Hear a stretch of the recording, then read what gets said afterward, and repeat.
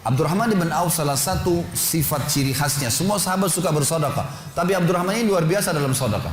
Luar biasa. Beliau pernah kedatangan keuntungan satu peti emas di satu malam, gak bisa tidur, gelisah. Istrinya tanya, kenapa Abdurrahman? Dia bilang, saya gak bisa tidur nih, belum pernah ada keuntungan sebesar ini. Kata istrinya, lalu apa keinginan? Dia bilang, saya ingin keluarkan jalan Allah, saya gak mau simpan di rumah saya malam ini. Ya, gak mau nabung. Kalau kita subhanallah baru untung 1 juta sudah antri sejam di bank, gitu kan. Ini nggak mau nabung, keluarin malam ini, sedekahin semua untuk fakir miskin. Gitu. Istrinya juga solehah, nggak seperti sebagian muslimah. Maaf, saya nggak singgung muslimah di belakang sana. Tapi ada orang begitu, suaminya dapat untung, sebelum disedekahin, sebelum kasih orang tuanya, sebentar dulu, jatah saya mana? Gitu. Ini enggak, istrinya mengatakan sedekahin. Ayo kita sama-sama. Dibungkuslah emas-emas itu, koin-koin emas, dirham emas itu, kemudian dibagiin, habis. Subhanallah, karena ikhlasnya mensedekahkan semua keuntungan malam itu, besok dalam riwayat saya dikatakan datang 2 peti keuntungan dengan produk yang sama. 2 peti emas dikeluarin sama Abdurrahman, 2 peti emas. Hari ketiga datang 3 peti keuntungan. Dikeluarkan hari keempat datang 4 peti. Begitu terus sampai Abdurrahman memiliki sebuah gudang penuh dengan emas. Waktu Abdurrahman radhiyallahu anhu meninggal dunia, waktu mau dibagi warisannya, itu emas-emasnya saking sudah ditumpuk-tumpuk sampai melengket satu sama yang lain. Waktu mau dipisahin, dibagi, itu harus pakai kampak. Dan yang mengkampak itu tangannya sampai memar, luka. Saking banyaknya. Selalu sedekah. Setiap hari beli 33 budak dibebasin. Setiap hari beli budak bebasin. Setiap hari datangkan 30 kafilah, ya 30 ekor unta untuk diparkir, ditaruh di tengah-tengah jalan, di tengah-tengah jalan Madinah. Lalu pegawainya berteriak, Abdurrahman membagi-bagi buat kalian, silakan, semua ambil kebutuhannya. Luar biasa gitu. Kita subhanallah kadang-kadang bersedekah, kalau orang datang itu pun masih perhitungan, gitu kan. Ini nggak sengaja cari orang yang butuh lalu dikasih. Maka lihat bagaimana mereka memahami tentang masalah sedekah ini, teman-teman sekalian. Dalam hadisnya dikatakan sadaqatu tudfi'u ghadabur rahman. Sedekah itu bisa meredam murkanya Allah. Keluarin, jangan ragu dengan masalah sedekah itu. Karena itu kata kunci datangnya rezeki. Mari kita dengarkan ayatnya. Yang pertama adalah surah Al-Baqarah, surah nomor 2 ayat 254. Allah Subhanahu wa taala berfirman, Al-Baqarah 254, A'udzu billahi minasyaitonir rajim, ya ayyuhalladzina amanu. Hai orang-orang yang telah beriman pada Allah, anfiku, keluarkan mimma razaqnakum, dari apa yang telah kami berikan untuk kalian rezeki, min qabli an ya'ti yaumun la bay'un fihi wala khullatun wala syafa'ah wal kafiruna humudz zalimun. Sebelum datang hari nanti kalian menyesal, nggak ada lagi hari transaksi, nggak ada lagi kasih sayang, tidak ada lagi pertolongan, hari kiamat. Teman-teman sekalian, maaf, kalau anda punya rezeki banyak di rekening, Masya Allah, bagus. Tapi usahakan selalu ada sedekahnya. Karena kalau kita biarkan numpuk, kita cuma bangga di angka tulisan, di print bukunya, oh iya banyaknya, 2 miliar, 10 miliar. Kita cuma bangga dengan angka. Apa yang mau dibanggain? Pada saat antum meninggal, kalau antum tidak sedekahkan, teman-teman sekalian, tidak punya masjid yang dibangun, nggak punya kegiatan amal jariah, nggak pernah punya sesuatu buat dia infakkan sebenarnya, gitu kan? Maka pastikan orang seperti ini akan menyesal pada saat meninggal. Coba ya saya sedekahin dulu. Makanya kata Nabi SAW, hartamu yang sebenarnya, harta yang kau sedekahkan selama kau hidup, itu harta sebenarnya.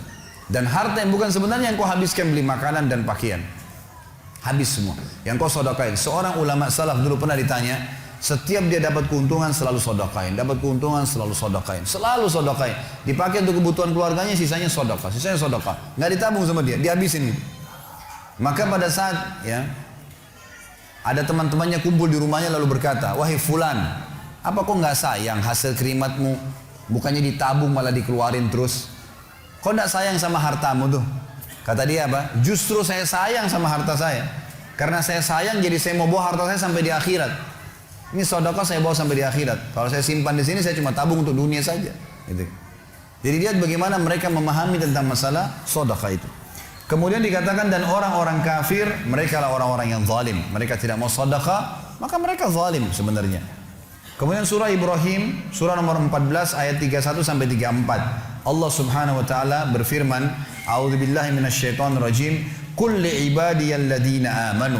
Katakanlah hai Muhammad kepada hamba-hamba saya yang telah mengaku beriman, yuqimus shalah, mereka mendirikan sholat, jaga sholat 5 waktu mereka, sholat-sholat sunnah mereka, wa yunfiku, dan mereka bersedekah, menginfakkan, mimma razaqnahum, dari apa yang kami menjadikan sebagai rezeki buat mereka, sirran wa alaniyah, baik sembunyi-sembunyi ataupun terang-terangan. Karena kadang-kadang kalau ada orang minta di pinggir jalan, kita nggak mungkin sembunyikan, tinggal mengontrol supaya tidak riya saja. Min qabli an ya'tiya yaumun la bay'un fihi wala khilal, sebelum datang hari tidak ada lagi transaksi, nggak bisa lagi kita keluarkan uang kita. Di akhirat nggak laku lagi rupiah, nggak laku lagi dolar, nggak laku lagi pound sterling, nggak ada lagi semua itu. Yang laku adalah yang sudah disedekahkan selama di dunia. Sebelum datang hari yang tidak ada transaksi dan tidak ada lagi persahabatan. Allahul ladzi khalaqas samawati wal ard, yang menyuruh kalian sholat tadi dan menginfakkan apa yang kalian telah diberikan adalah Allah yang telah menciptakan seluruh langit dan bumi. Wa anzala minas sama'i ma'a, dan telah menurunkan dari langit air. Fa akhraja bihi minas samarati rizqan lakum, lalu dengan air hujan itu dia tumbuhkan buah-buahan sehingga kalian bisa menjadikannya sebagai rezeki kalian, menutupi kebutuhan kalian. Wa sakhkhara lakumul fulka litajriya fil bahri bi amri, yang menyuruh kalian sholat dan berinfak itu adalah Tuhan Allah yang telah menundukkan lautan sehingga bahtera-bahtera kalian bisa meraung di atasnya. Wa sakhkhara lakumul anhar, juga yang telah menundukkan sungai-sungai buat kalian, bisa dilewatin atasnya, bisa diambil ikan-ikan dan seterusnya yang ada di dalam lautan dan sungai itu. Wa sakhkhara lakumus syamsa wal qamara da'ibain, dan juga yang menyuruh kalian sholat dan menginfakkan harta kalian adalah yang telah membuat, yang menundukkan matahari dan bulan yang rutin terus menerus setiap pagi dan malam silih berganti untuk memenuhi kebutuhan kalian. Wa sakhkhara lakumul laila wan nahar, dan menundukkan juga buat kalian malam untuk istirahat dan siang untuk bekerja. Wa atakum min kulli ma sa'altumu, dan juga dia akan memberikan semua apa yang kalian minta kepadanya. Wa in ta'uddu ni'matallahi la tuhsuha, kalau kalian ingin menghitung-hitung nikmat Allah maka kalian tidak akan mampu. Innal insana la zalumun kafar, sesungguhnya manusia itu zalim, kafar, kufur, gitu kan. Dikatakan dalam sebuah hadis, kata Nabi SAW, manusia itu kufur. Kalau dia dikasih, ya, kalau Allah tahan rezekinya, maka dia terus menerus berdoa, terus menerus mengeluh, dan pada saat Allah kasih dia pelit untuk tidak keluarkan. Bagaimana bisa dia menganggap punya? Siapa di antara anda yang menganggap apa yang dia miliki sekarang punya dia? Mungkin kita semua mengatakan, oh ini rumah saya, ini mobil saya, ini punya saya, ini baju saya. Itu perkataan kita cuma simbolik di dunia. Buktinya pada saat kita meninggal, dibungkus dengan kain kafan. Semewah apapun mobil tidak bakal ikut ke liang lahat. Rumah tidak masuk liang lahat. Nggak ada ceritanya, kita masuk, semua jadi warisan tuh. Itu buktinya, lahir tanpa pakaian, masuk kuburan juga dengan satu lembar pakaian. Gitu. Berarti bukan milik kita. Maka kesempatan kita memperbanyak amal sedekah kita, sehingga memang mendapatkan pahala yang besar. Dan sekali lagi bahasan kita, sedekah mendatangkan rezeki yang banyak. Kemudian yang ketiga, teman-teman sekalian, untuk menambah rezeki adalah fokus menikmati yang halal dan juga thayyib, dan meninggalkan yang haram. Halal artinya sesuatu yang Allah bolehkan, thayyib artinya berkualitas. Di dalam agama Islam kita disuruh nikmatin, teman-teman sekalian, disuruh nikmatin. Kita boleh punya rumah yang besar, kita boleh pakai baju yang bagus, kita boleh makan makanan yang bagus, malah itu dianjurkan. Tapi tidak boleh tabzir, nggak boleh berlebihan. Kita nggak boleh pelit, nggak boleh berlebihan. Kita ada di tengah-tengahnya. Kata ulama adalah la ifrat wa la tafrid. Nggak pelit sekali, tidak pelit dan juga tidak terlalu berlebihan. Dia di tengah-tengah, selalu ada saja di jalan-jalan kebaikan. Dia juga penuhi kebutuhannya, dia juga bantu orang lain, gitu kan? Seperti itulah. Maka ini namanya halal dan thayyib. Kata para ulama, kalau ada orang bisa membeli, misalnya kasih contoh aja, kalau ada orang bisa beli anggur dengan 50.000 per kilo misalnya, bagus kualitasnya 50.000, tapi ada anggur lebih bagus dengan 100.000, dan dia mampu beli 100.000, maka ini boleh dia beli dan itu tidak mubazir. Makanya Abu Hanifah rahimahullah memberikan pelajaran kepada kita. Abu Hanifah ini salah satu dari 4 imam mazhab. Ada Hanafiyah Abu Hanifah, ada Malikiyah Imam Malik, ada Syafi'iyah Imam Syafi'i, dan ada Imam Ahmad, ada mazhab Hanabilah. Empat ulama, 4 mazhab yang masyhur. 4 yang insya Allah dijadikan rujukan oleh ahli sunnah wal jamaah.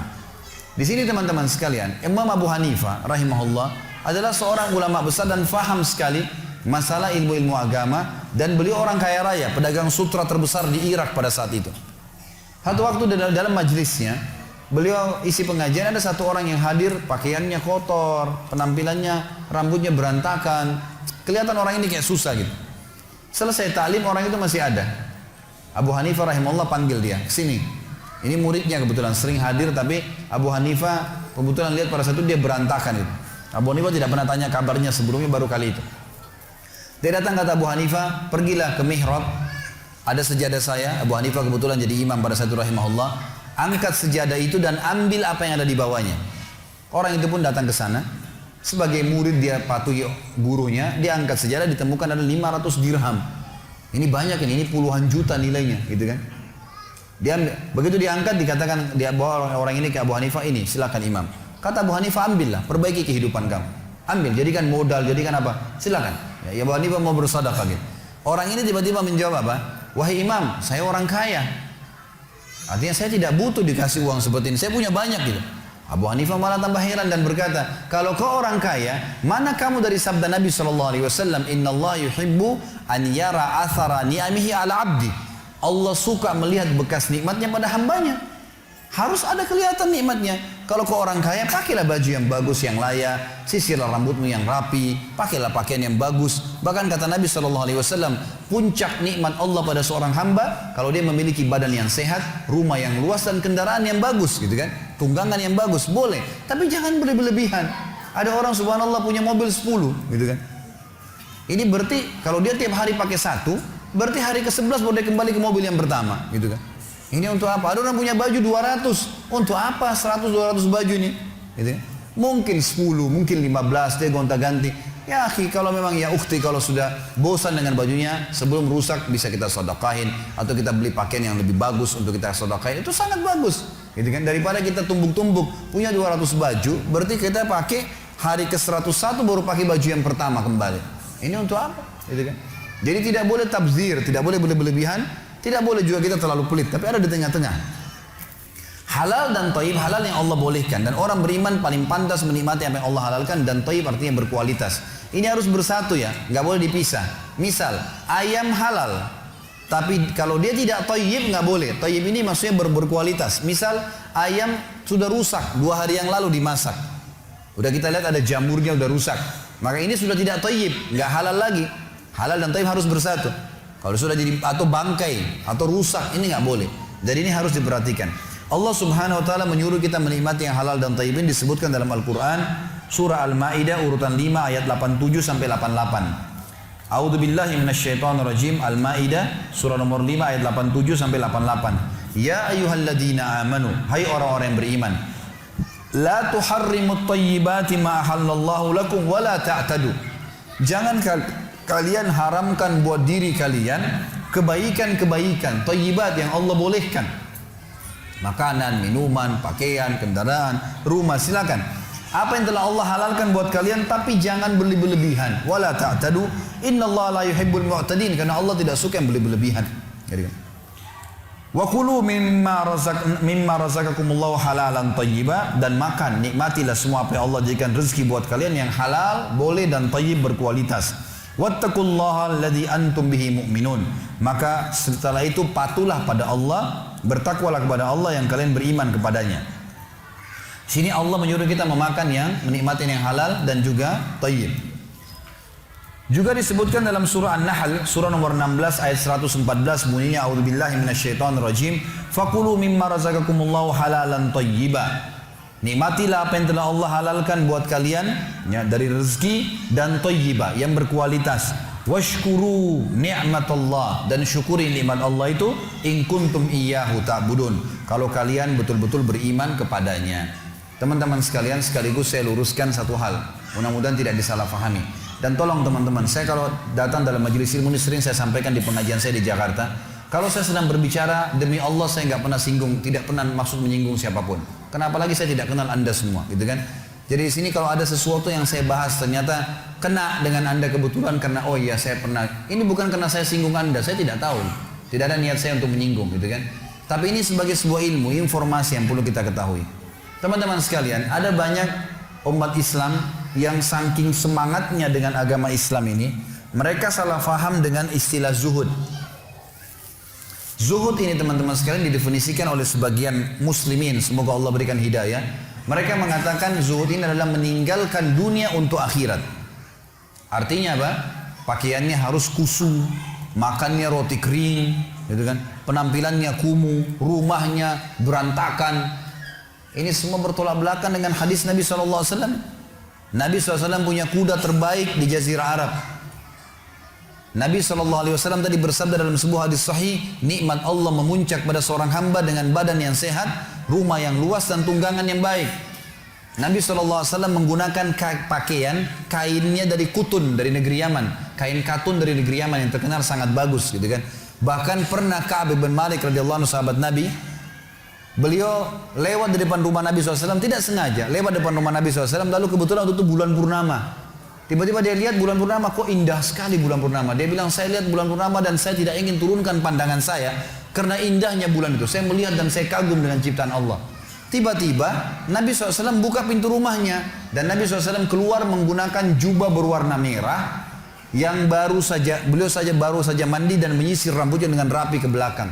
Maka saya melihat ke arah Nabi, saya temukan Nabi SAW lebih indah daripada bulan itu. Menjaga kebersihan, kerapian. Nabi SAW gemar menggunakan siwak setiap mau masuk atau ketemu orang. Gak pernah ditemukan bau busuk di mulut beliau.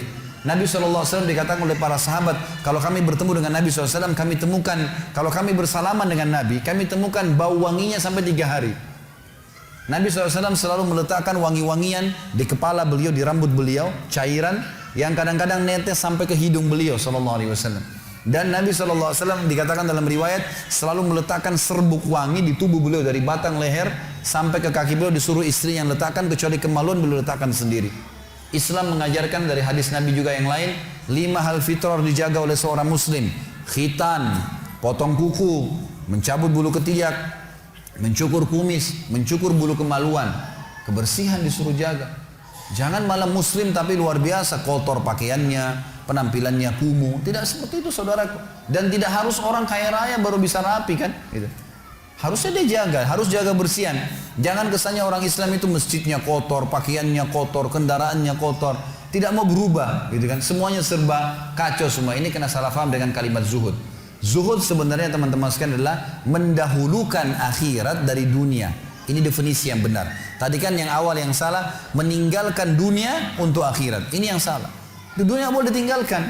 Karena dalam surah Al-Qasas ayat 88 Allah mengatakan, A'udzubillahi minasyaitonirrajim, wabtaghi fima ataqallahu daral akhirah wa la tansa nasibaka minad dunya. Jangan lupa bagianmu, kejar bagianmu yang Allah janjikan di akhirat, surga, dan jangan lupakan bagianmu dari dunia. Boleh orang nikmatin dunia itu. Nabi SAW paling gemar makan paha kambing, gitu kan? Pernah memang Nabi di rumahnya pernah kehabisan makanan, iya. Tapi ini bukan berarti Nabi miskin, enggak. Nabi SAW waktu melamar Khadijah itu memberikan mahar 20 ekor unta. Satu ekor unta ini harganya kalau kita anggap yang murah saja 3.000 rial, 10 juta, gitu kan? Berarti Nabi SAW kasih mahar 200 juta kepada Khadijah, gitu kan?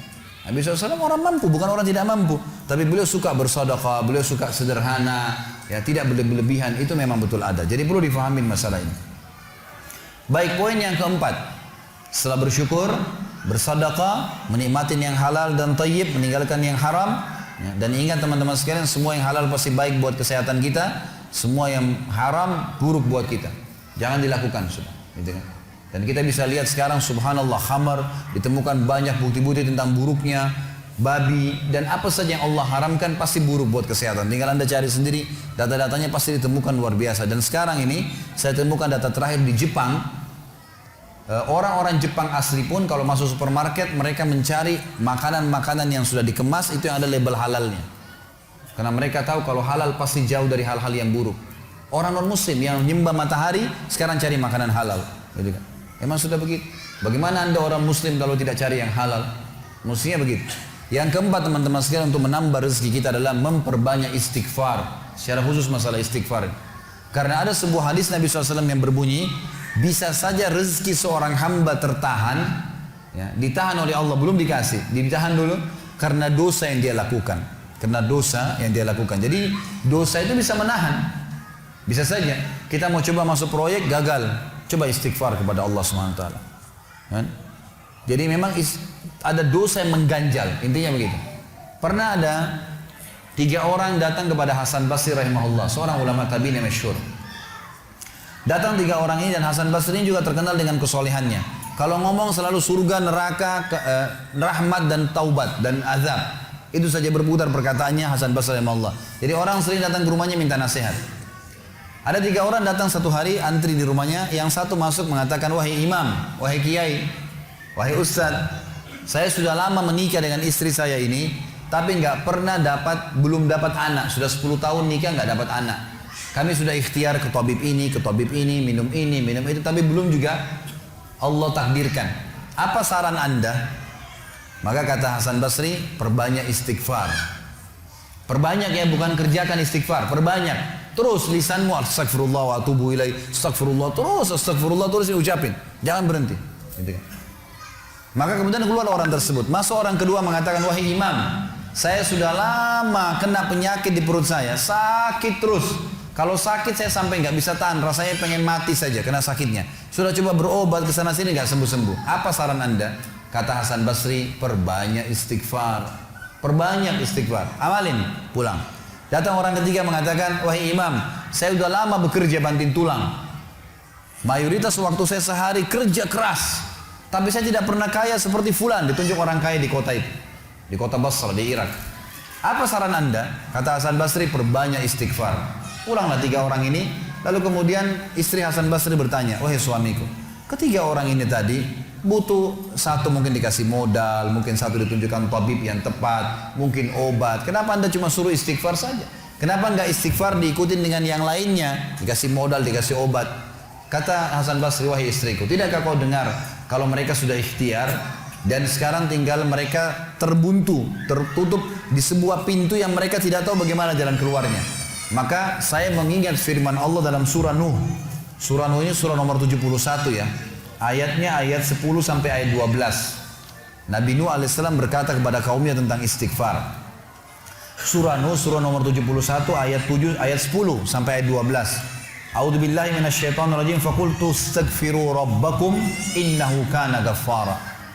Yursilis samaa 'alaikum midrara wa yumdidkum bi amwalin wa banin wa yaj'al lakum jannatin wa yaj'al lakum anhara.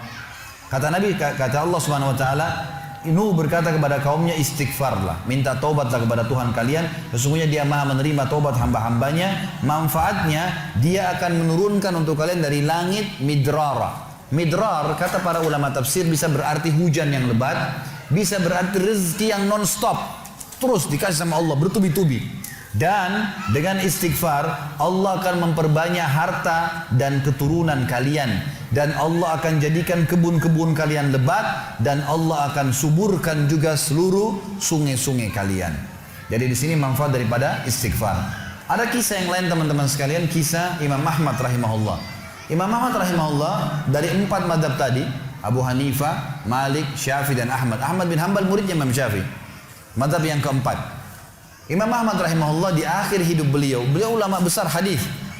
Di akhir hidup beliau pernah terlintas di benaknya untuk mendatangi sebuah kota di Irak. Kenapa ke sana nggak tahu. Pokoknya pengen ke sana gitu. Imam Ahmad pergi ke sana. Tiba di kota itu, tapi saya tidak temukan dalam riwayat ini kota apa yang dimaksud. Tiba di kota itu, Imam Ahmad tiba azan maghrib. Lihat masjid, ada satu masjid, masuk masjid itu sholat berjamaah. Orang nggak tahu dia, karena zaman dulu orang tidak ada foto, tidak tahu lihat bagaimana wajah siapa orang ini, nggak kenal. Habis sholat maghrib, Imam Ahmad duduk sedikit baca Al-Quran. Azan isya dia ikut sholat. Selesai isya, Imam Ahmad pergi ke pojok masjid, mau geletak tidur. Marbot masjidnya datang, dekatin. Wahai syekh, syekh ini dalam bahasa Arab 3 artinya. Bisa hal dari 3. Bisa orang tua, syekh. Bisa orang alim, bisa orang kaya. Jadi tidak selamanya kalau antum dipanggil di Saudi syekh dianggap orang alim gitu. Bisa saja orang tua gitu kan. Dipanggil, hai syekh, orang tua maksudnya. Ngapain anda di sini? Kata Imam Ahmad, saya musafir, nggak kenal orang siapapun di kota ini. Besok pagi saya mau pergi, nggak ada tempat nginap, saya mau nginap di sini. Karena zaman dulu nggak ada penginapan kayak kita sekarang, banyak hotel segala gitu. Kata marbotnya nggak bisa, masjid nggak boleh tidur. Kata Imam Ahmad, saya didorong-dorong keluar dari masjid. Orang ini nggak tahu kalau ini Imam Ahmad, kalau tahu mungkin diundang ke rumahnya.